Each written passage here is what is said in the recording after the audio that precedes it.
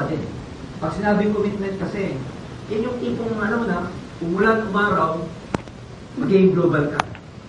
Yan yung tipong lumilindol na, magiging global ka pa din. Tawag to commitment. Yan yung tipong, you know, when the chips are down, when your expectations are not happening, nandito ka pa din. Ang tawag doon commitment. Kahit nahihirapan ka, nandito ka pa din. Ginagawa mo pa rin siya. Kahit na walang naniniwala, hindi ka pa kumikita, ginagawa mo pa rin siya. Ang tawag doon commitment. And maraming panahon, maraming pagkakataon, that the universe will test you kung deserve mo na maging successful. Tandaan niyo po yan. Meron tinatawag na ano eh. I forgot the term, pero pag ikaw, may goal kang gustong kunin, ang dami mo ng test bago mo makuha yung goal mo. Because the universe will test you if you really deserve to become successful. Hindi ba kayo nagkakaroon sa mga nagda-diet? Hindi ba yung nagda-diet? Kasi, ano ba yung nagda-diet? Ano ba? Ano ba? Mabahay ka mga kaya? Di ba normally yung mga nagda-diet? Kung kailan sila nag-decide na mag-diet?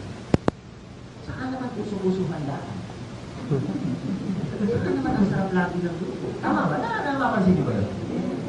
Kung kailan naman siya nag-decide na commit talaga, na magkakahit na talaga ako, malapit na summer, ilang buwan na lang, mauuso na naman mga tao sa boran. Magtitigaw mo yung sarili mo sa salamin, lintik ka mga bibili mo. Magkakahit na ako talaga, para makapag-dating suit ako. Kung kailan ka naman nag-decide, saka matatawag yung kaibigan mo, Mars, ha? 7th birthday ng inaanak mo. Huwag kang mawawala doon. Pagdating mo sa 7th birthday, hindi ka mamahanda, bala daw yung mga weakness mo na, tinatawag ko, yung pagkain ko lang na lang. Tapos ang nasa isip mo, kanina lang, kakaisip mo na malapit na summer, nung nakita mo yung pagkain, may panahon pa naman eh, matagal pa summer. Tama ba? Ano niyo ba yun? Na-experience ba na niyo ba yun? Kung kailan ka naman yung tipo, halimbawa, sa trabaho, namemohan ka kasi tardiness, lagi kang late. Kung kailan mo naman gustong-gusto i-prove yung sarili mo, huwag ka malili. Lahat ng klase ng aksidente sa daan, na nangyayari, malate ka lang. Naisip niyo ba yun? Ay, mga ganun, ano? O ano pa? Kung kailan mo naman, kailan ka nag-decide na magtitipid na ako kasi laging nawawala sweldo ka, laging ubos. Kakainom, lakwatsa, kakasine, kakashopping, kaka-credit card. Hindi ko na gagawin yan. Gusto ko na mag-ipon. And I commit. Kung kailan ka nagko-commit, saka naman ang daming temptation na may save dito. Diba? Yung gustong-gusto mong bag for so many years, hindi nagsisave. Kung kailan ka nagpukuripot, saka siya nag-save. Diba na-experience yung iba yun? Kasi ulitin ko, the moment you commit, the universe will test you. Ite-test ka niya ng gusto. And katulad yan dito, the moment na mag-commit ka, lalo kang ite-test. dalawa lang ang pwede mong gawin. Pwede mong i-accept yun na ano ba to? Kamalasan ba itong nangyayari sa akin? O sadya lamang na sinusubukan ako para maging successful talaga ako sa AIM Global? Alam nyo, swerte nyo nga. Kasi naririnig nyo na sa amin itong mga training na to bago nyo matutunan. Kami, bago namin matutunan to, pinagdaanan muna namin kaya namin siya natutunan. At least ikaw, pag nangyari sa iyan, marirecall mo. Noong March 22, sinabi yan sa ASAP training. Kaya pag na-experience mo siya, tatawa-tawa ka na lang. Oh, universe, ha? Tinetest mo lang ako. Tama ba? Universe, ha? Ganun ka pa. Ay, nung panahon namin, hindi. Pag na-experience namin to, nade-depress kami. Kaya lang namin na-learn yung lesson kasi nga, nalagpasan na namin siya. Kaya ibig ko sabihin, so the more nag-commit kayo dito, may mga kwento pa nga dito na kung kailan siya part-time, saka, ang dami niyang nagagawang activity, ang dami niyang, napapapay-in, tapos check-in. Kung kailan siya nag-commit na mag-full-time, saka walang naniwala sa kanya. Kabaliktaran. And magtatanong sa amin, April, ba't ganun? Well, nature has its way. May paraan ng nature kung paano ka talaga niya test to really test your resolve kung gaano ka talaga ka-committed sa ginagawa mo. And so, what I'm saying is that dito sa Module 1, Part 1, dito, dapat tama na agad ang foundation ninyo. Dapat whatever tests you will be encountering in the next, coming months, as far as your career is concerned in this business. Accept it, learn from your mistakes. Wala namang perfect eh. Lalo na pagka naniniwala kayo na yung ginagawa mo worthwhile, ibig sabihin sulit. At the end of the day, Mga kaibigan, wala namang may akinabang eh, kundi ikaw din. And ako, coming from my experiences, alam ko sasabihin ko sa inyo, lahat na lalabas na pawis dyan, lahat ng luha na lalabas dyan, dahil sa mga, discouragements and everything. Lahat ng luha, lahat ng sipon na lalabas dyan. Kasi mapapansin mo, habang lumuluha ka, sinisipon ka rin, di ba? Lahat ng pawis, luha, sipon, bayad lahat yan pag naging global ambassador ka sa Alliance.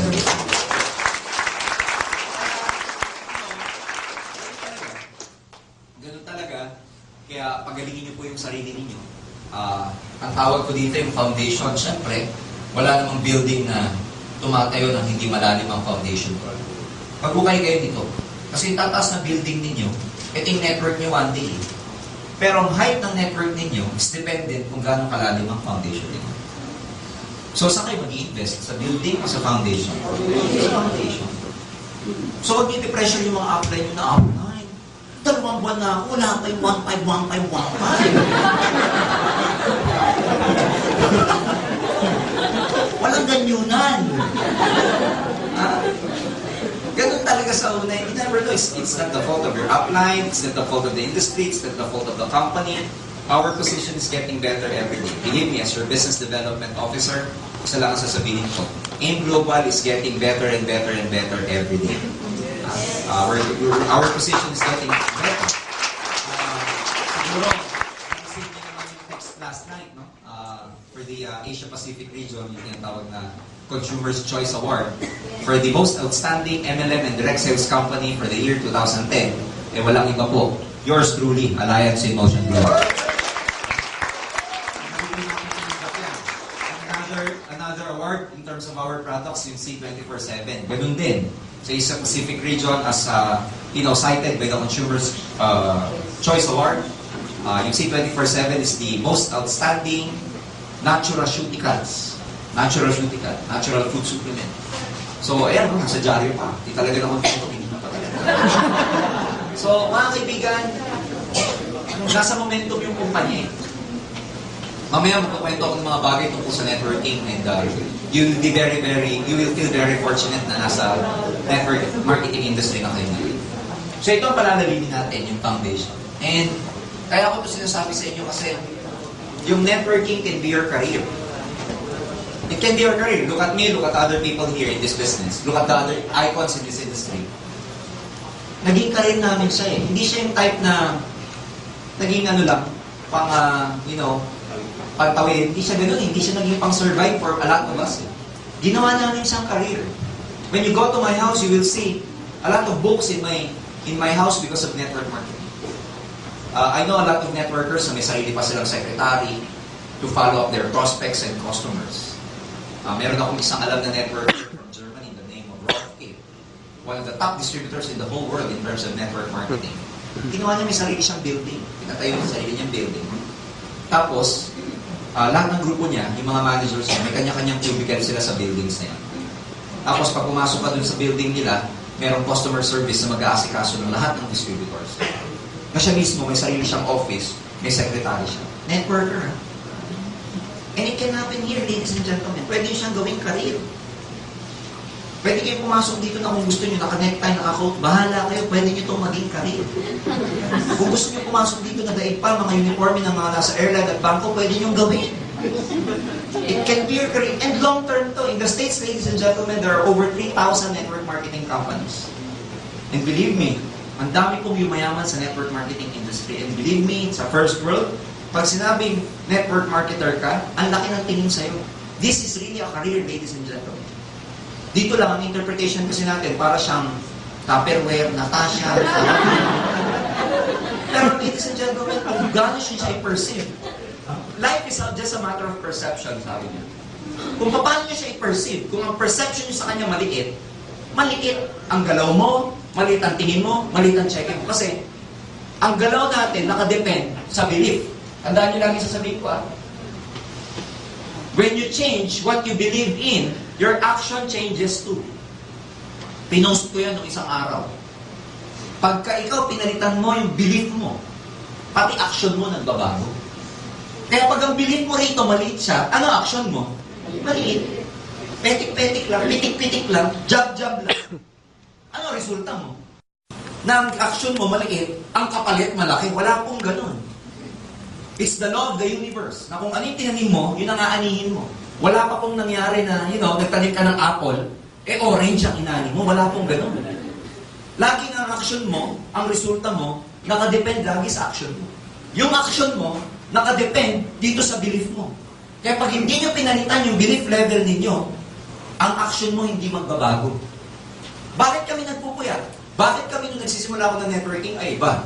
Kulang na lang gawin kong umaga ang araw, umaga ang gabi, para lang ako maging successful. Bakit may mga distributors na, 2 to 3 days na puyatan, kakakausap, kaka-OPP.